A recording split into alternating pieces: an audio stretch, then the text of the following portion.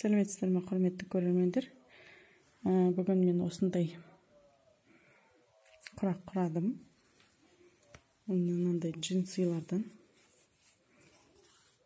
шалбардың балағын кескенде солардың остатоктары қалған. Сондай қатты жерлерін бәрін кесіп тастадым да осындай лента жасап алдым 3 сантиметрден.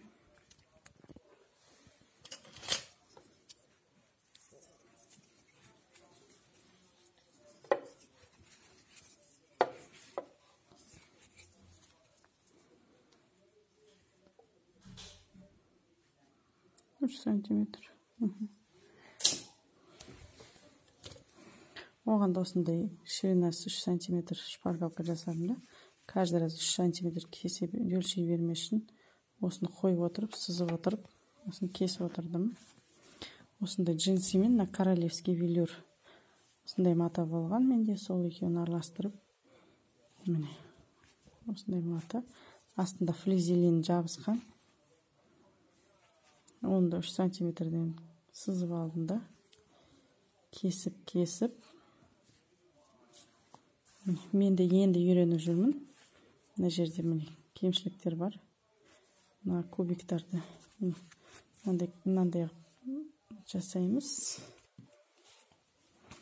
Бірінші мынандай 15-те 15 қып осындай астына мата кесіп алдым. Оны міне былайынан сызып аламыз. Ортасына кейін мынандай 4-те 4 қып осындай кубиктар кесіп алдым.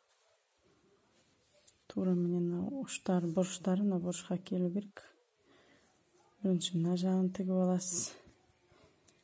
Кейін оған джинсовый мата осыны қоямыз да, айландырып отырып, мына жақтан тігесіз.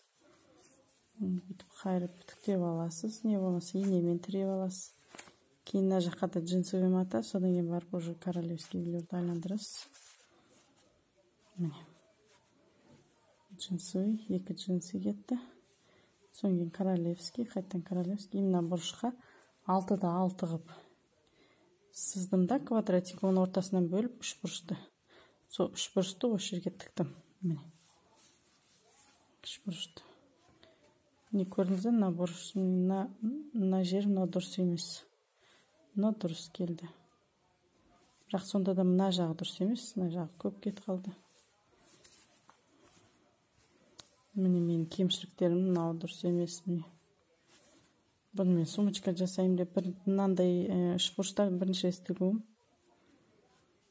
Осы 3 бұрыштарын әдемілеп тіксеңіз, мыналарды да әдемілеп тура тіксе, әдемі болады. Міне мынандай тіктім. Келесін былай кезектетіп 4-еуін жасадым осының.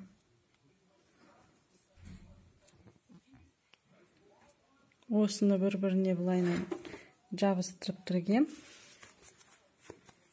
Мынаны. Соңген аяқ жақтарын бетіп домалатам. Осыны домалатып.